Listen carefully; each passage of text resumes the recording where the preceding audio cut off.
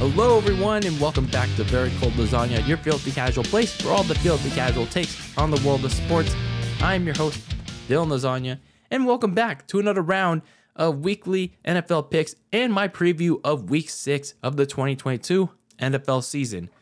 And yeah, looking at this week, it's not great. It honestly isn't. And of course, it didn't get off to a great start, but we'll get to that in a second. Yeah, but looking at the schedule, there's only 2 games that stand out.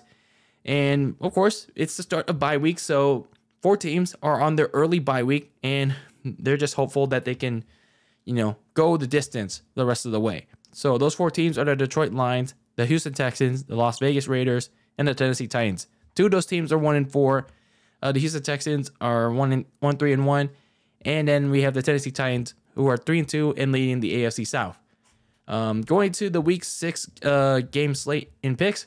Before I actually get into that, sorry. If you guys missed any of my picks, previews, or recaps, go check out the YouTube channel. You can check out all the previews, picks, and recaps in one single playlist, as well as the channel itself. So going to the week 6 game slate in picks, starting off with, of course, the Thursday night game everyone deserved to lose. Yes. Thursday Night Football, the Washington Commanders beat the Chicago Bears 12-7. Yes, for the 4th straight week, America had to suffer through another shitty primetime game. But no, this one is even better. This shitty football game is even better because not only was it on Amazon Prime Video for all of everyone to waste their $15 a month on, yes, they had to get their renewals ready because their free trial was coming up. It was about to expire. So they deserved to lose all this money. Unless they wanted to renew it again. But so did Amazon. They deserve to lose all this money. Not only to watch it on Amazon Prime, but they also got to watch some Bears football. Yes, Bears football, John. Oh, yes. So, this game was boring as fuck. This game sucked ass. So, 2 teams that didn't deserve to win were on national streaming.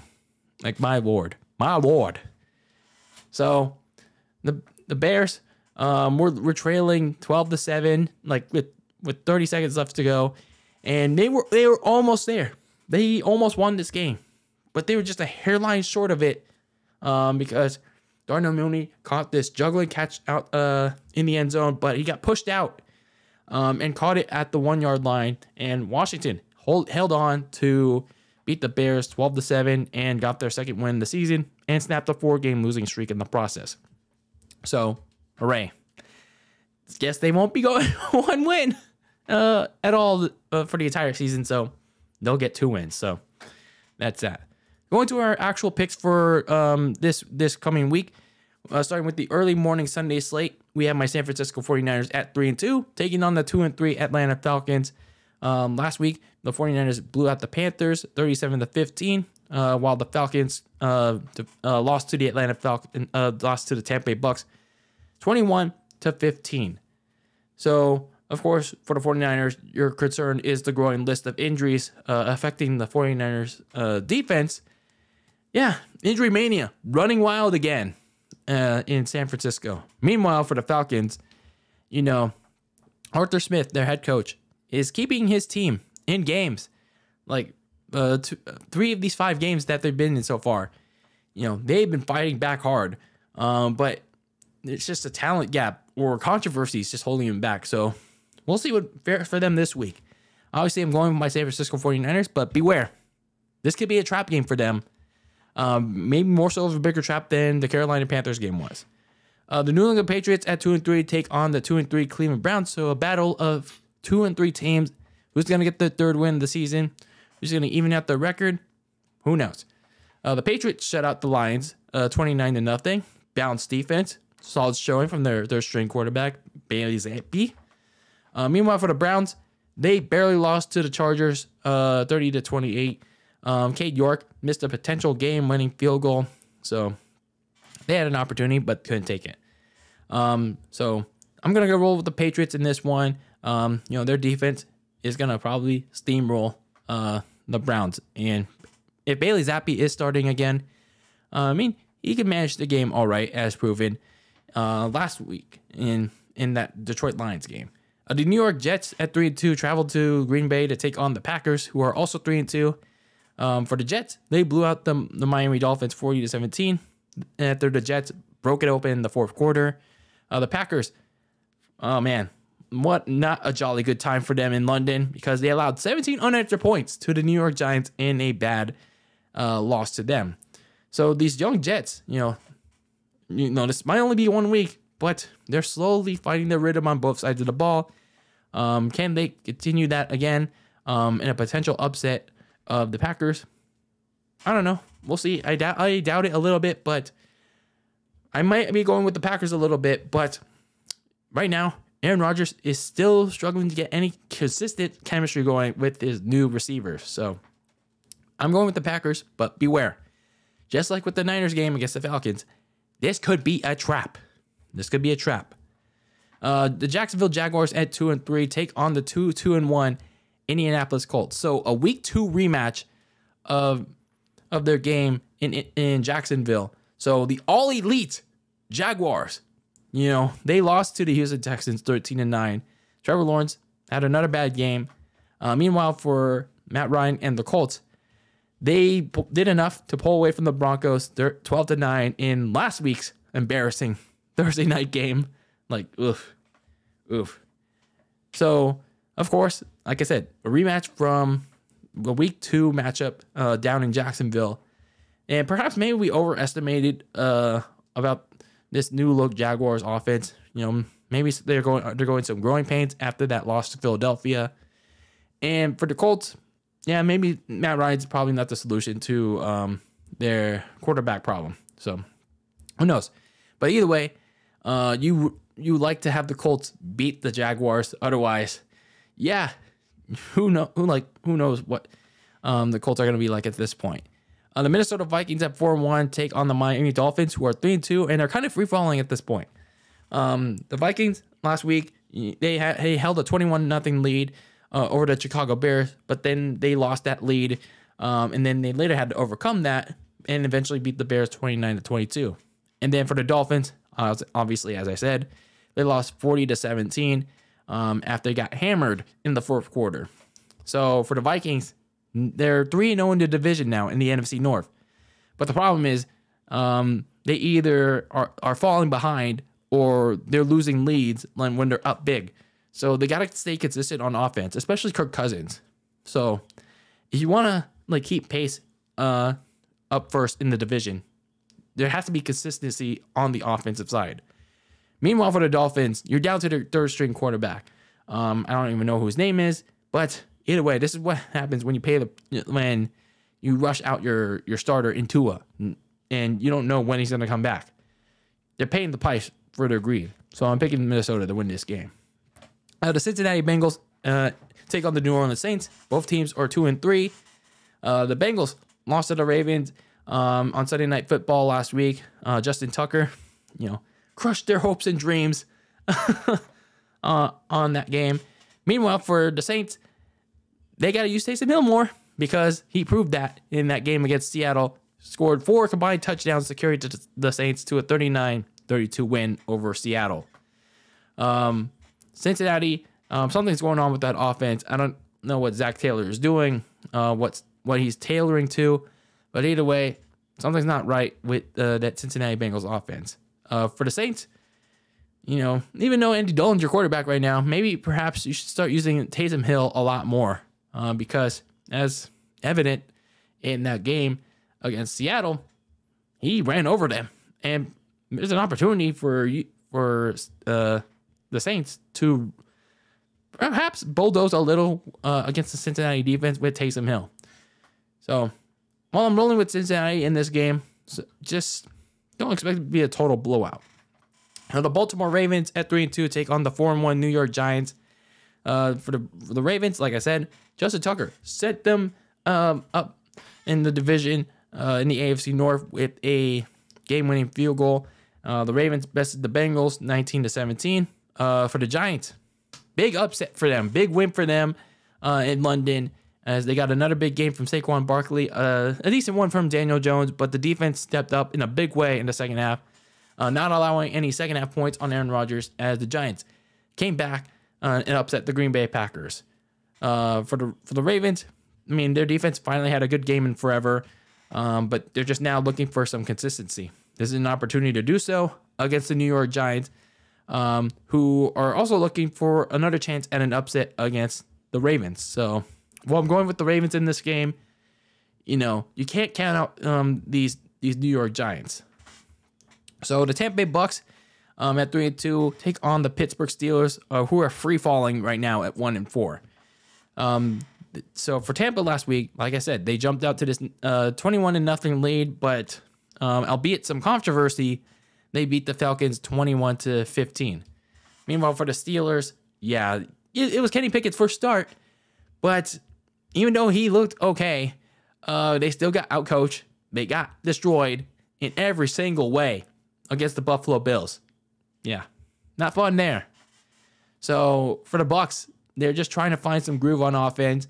In the fourth quarter, they didn't really go to the receivers that much. I don't know why, but that paved the way for the Falcons to come back in that game. So they got to keep that ball rolling with Tom Brady. They got to find some juice in that offense again, because something ain't right there. Meanwhile, for the Pittsburgh Steelers, at this point, it's just about getting more reps for Kenny Pickett, because you're clearly not contending for an AFC spot at this point, even with TJ Watt coming back whenever that may be. So give me the Bucks in this game. Going to the late afternoon slate of games, the Carolina Panthers at 1-4 take on the LA Rams at 2-3. Like I said, with the 49ers earlier, they hammered the Carolina Panthers, shut down the Christian McCaffrey show, and Matt Rule was showing the door finally when it should have been done in the offseason, and Baker Mayfield was put on the injured list for at least this game. Meanwhile, for the LA Rams, very bad loss to the Dallas Cowboys, as they allowed more sacks, more turnovers on their quarterback, Matthew Stafford. The Rams offense is very bad right now. Meanwhile, for the Carolina Panthers, your interim head coach is Steve Wilks. You're going to your backup quarterback, PJ Walker. Yeah, your journey for the first overall pick is pretty much beginning. I mean, you're competing with the Houston Texans. Who else are you competing with at this point for the number 1 overall pick? Oh, the Pittsburgh Steelers. Yeah, you got competition here. You got competition for this number 1 overall pick. So that journey begins now. It's time to tank, man. It's time to lose some games. Meanwhile, for the Rams, yeah, they need some offensive stability, especially at the offensive line, because Matthew Stafford is making a ton of mistakes, a lot of them. So while I'm picking the Rams to win this game, if they can't protect him, it's going to be ugly. It's going to be ugly. The Arizona Cardinals take on the Seattle Seahawks in an NFC West showdown. Both teams were at 2-3. The Cardinals almost beat the Philadelphia Eagles, almost gave them their first loss, but their backup kicker, Matt Amendola, missed the game-extending field goal, and yeah, they lost it. They absolutely lost that game. Meanwhile, for the Seahawks, Geno Smith actually surprisingly still continues to put on solid games, but unfortunately, his defense can't back him up, and they couldn't contain Taysom Hill. So they lose that game to the New Orleans Saints. So Arizona's defense, had a solid day, pumping the brakes on Jalen Hurts. So perhaps they're picking up a little bit of steam there. And good news for the Arizona offense. DeAndre Hopkins only has 1 game left of his suspension, so they'll have him back for week 7 when they take on the New Orleans Saints. So they only have just 1 more game left of that. But will it make a difference on the offense? And Cliff Kingsbury's play calling, we'll see. For Seattle, Geno Smith still surprising me, but he needs some help on defense. He needs his defense to step up. So give me Arizona in this game. The Buffalo Bills, yes, the matchup that we're all waiting to see in this afternoon showdown. The Buffalo Bills take on the Kansas City Chiefs. Both teams at 4-1. It's a rematch from that insane divisional playoff game back in January we're here again to relive it.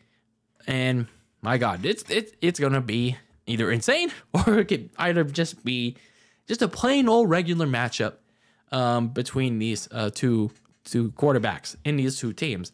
So for Buffalo, you get 4 touchdowns from Josh Allen as they destroyed the Steelers 38-3, probably as a prelude for what's to come against the Kansas City Chiefs.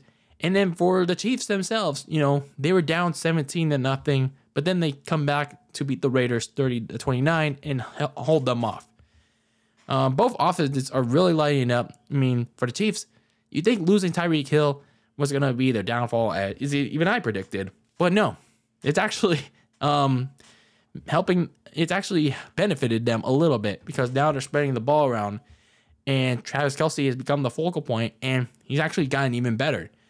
For Josh Allen, he continues to light it up, and perhaps that divisional game has taught him something. And who knows if that divisional game will teach him something going into this pivotal matchup that could determine serious playoff implications and perhaps home field advantage come January in the AFC. So it's a little bit of a tough pick here, probably my toughest pick so far, but I'm going with the Bills. I'm going with the Bills in this one. I think Josh Allen has the requisite weapons to get it done. It's just he could use some help on the defensive end against Patrick Mahomes. So if the defense can help him out, the Bills get it done in this rematch against Kansas City. But the big Sunday night matchup is also just as important.